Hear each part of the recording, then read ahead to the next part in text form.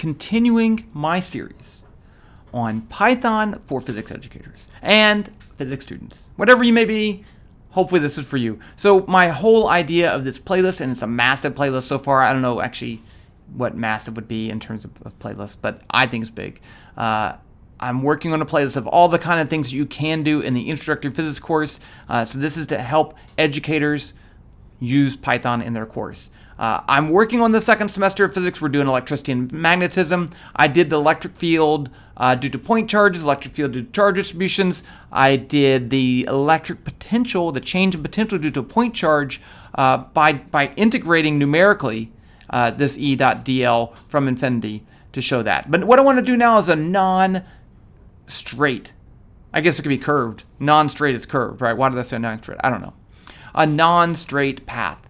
And show that the change of potential can be done two ways. I could do this, the change of potential due to a point charge, 1 over 4 pi epsilon naught q over r2 minus q over r1. That's the change of potential going from here to there. Or I could actually do E.dl along that path, but that's a curved path. So really what I want to do is to do this dv is the sum of, I'll call it dv, along this path. And each path, if there's a whole bunch of straight segments, let me draw it like this. If I calculate the electric field at this point, so in this case it'd be right there, E, and then I can use delta dv is just going to be E dot delta r, where delta r is that vector, delta r. Well, let me draw it like this. So here's a delta r vector, and then here's an E vector. And so what I'm doing is assuming that the electric field's constant over that interval, which it's not. But if I have a short enough path, steps, then it's good enough. But the great thing is we can compare it, right? We can do it this way by breaking it into small steps and doing E.dr, and we can do it this way and see if they get the same thing. And it's going to be fun. So what I'm going to do is, you could just do some random path, but it's actually, if I want to tell the computer how to move, the easiest thing is to move it in a circle. But I don't want to move it in a circle around this. So what I'm going to do is actually move in a circle around the origin and then put the charge off to the side. So the first thing I'm going to do is make this move in some path. We'll do a 90-degree angle. That'll be pretty easy. And then we'll put the charge over there, and then we'll calculate the change of potential. Okay, so the first thing is to move this charge in a path. Let's do that. Oh, I did. This is how you calculate the electric field due to a point charge, right? We're going to need that because I'm going to need this R value from the charge to the point the observation point, which is going to move. I can call this RO, so that I can calculate the electric field that we did before. Okay, I think that's a good enough introduction. Let's go ahead and jump right to it. Yes, the code is down below. I always give you the code. I'm going to give you the code. I care about you to give you the code. You're getting the code so that you can play with it and you can break it. Okay, the first thing while I'm thinking about it, K equals 9 times 10 to the 9th. This is the 1 over 4 pi epsilon naught. I can use it in a little bit. But like I said, the first thing I want to do is move the charge. So let's say RO is a sphere. I'm going to make that sphere. I'm just trying to think right now. Let's make it a 1 centimeter radius circle. So I'm going to start it off at the position of vector 0.0100. So it's on the x-axis. I'm going to move around the origin. The radius of this is going to be equal to 0.001. I don't know, I'm just guessing. And let's do make trail equals true. Let's just put that. Let's just run it. I always like to run it just to see. Okay.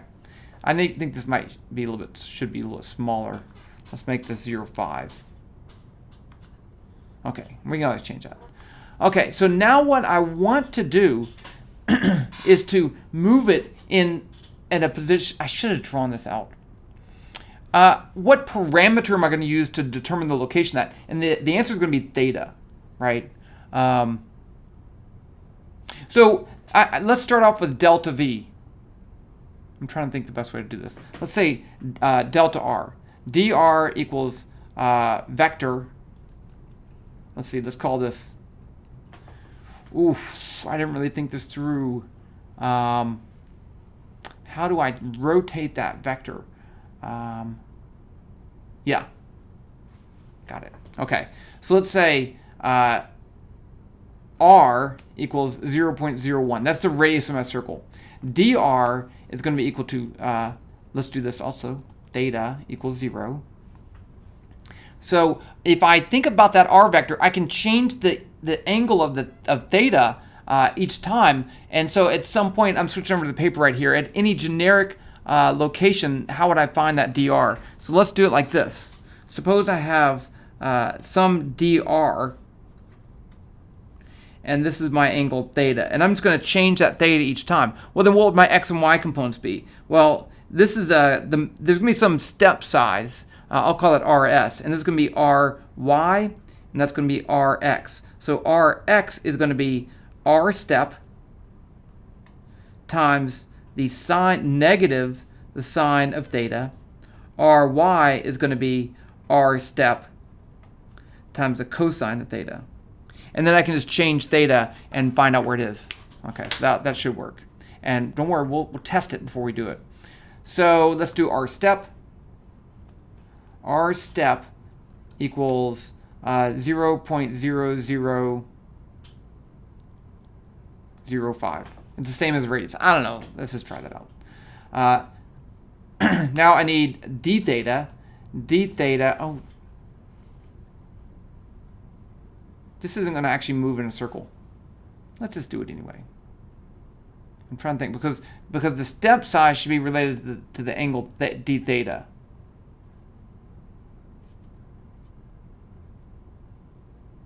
Let's just do it. Okay, so let's say d theta is 1 degree. So 1 times pi divided by 180. Okay, now while theta is less than pi over 2, so it's going to be 90 degrees, do the following. Let's do it in steps of, let's say 100.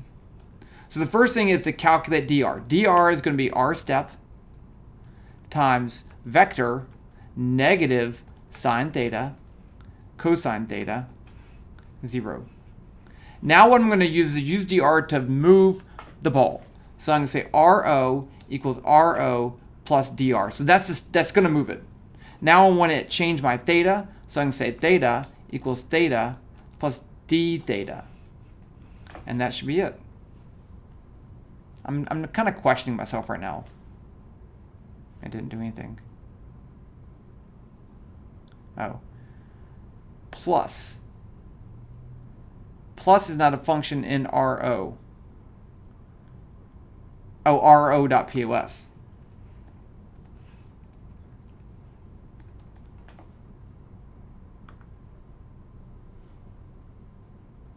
That's pretty good.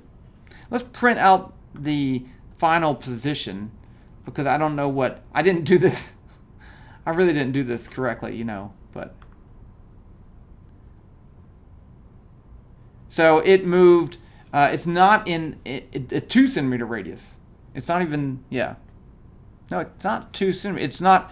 It's a circle, but it's not centered at the origin, which is fine. It doesn't really matter, right? All I need is a change in position. That's all. And I do have that. And such that I need to put a charge somewhere such that it ends up further away. And now I know that since it started at 1 centimeter away and it ended up at 2 centimeters away, then I can just put the charge at the origin. So let's put our charge at the origin.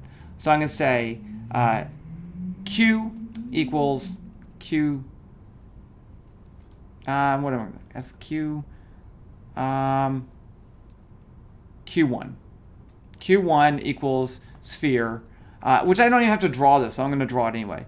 Position is going to be equal to vector 0, 0, 0. It's going to have the same radius. Radius equals 0.005.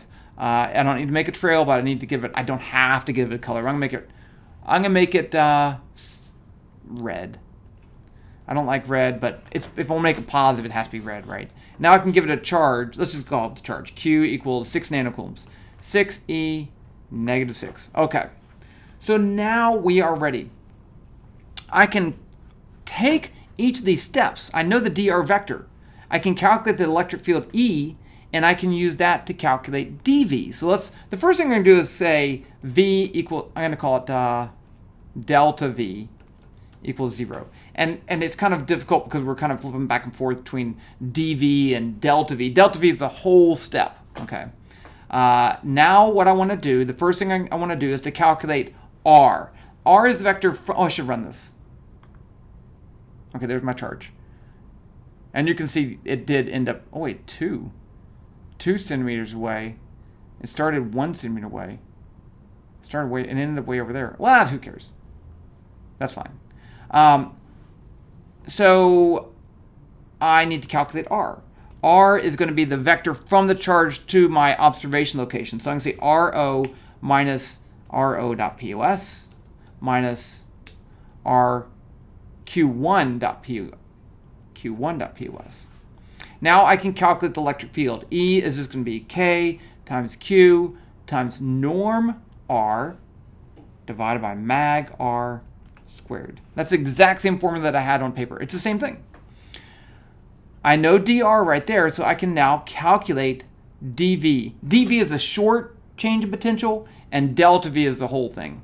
So dv is just going to be the dot product dot e dot dr. And dot product is built into Python, so I can say dot. That's it. E is a vector, dr is a vector, I can do it. If they're not both vectors, you're going to get a mistake. Now I know that small change in potential, I'm going to add it to the total, which started off as 0. So delta V equals delta V plus dV. And that's it. Okay. So I'm going to print out, let's do this. Print delta V equals delta V in volts. And then I also want to print R2 equals mag RO.POS. That's going to give me the final position. And I need that to calculate the change in potential with the other formula. Let's put this as meters. And let's run that. See what we get. Okay, so dV final minus initial. Oh, I was thinking it should be negative. It's not negative. It's not negative because I said the wrong formula in there. dV is negative E dot dr. And it should be negative because we're moving away from the positive charge. But I get negative 3.7 times 10 to the 6 volts. Done. Okay, now we can check and see if it is indeed right. So I can calculate dV calc is going to be K times Q over, let's go up here and call this R1. R1 equals mag RO.POS. Yes, I know what that is. That's fine. It's going to be R2 minus R1. So this is R2, which I never calculated. R2 equals mag RO.POS. I think that'll work. Minus Q divided by R1. Print delta V calc equals dVc volts.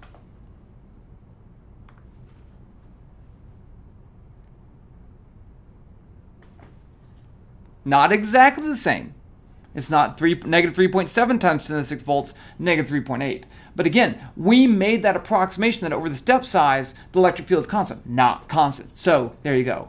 But you can think of other types of paths. You could even do something like, it'd be a lot easier to put the point charge right here and move in a straight line across it. That's what I should have done, but I wasn't thinking. Any kind of path that you want to move in, you can come up with some mathematical function for the path that you move in. As long as you know the beginning point, the end point, you can calculate the theoretical change in potential, and you can do it this way. Even better, I could do the change in potential due to a dipole. If I want to put a dipole in there, the only difference is I have a different method for calculating the electric field. So there you go. I think the next thing, I don't even know what the next thing I'm doing here, but I hope you enjoy that. Code down below. The link to the playlist is down below. Knock yourself out with the code, break stuff, have a good time. That's how you learn.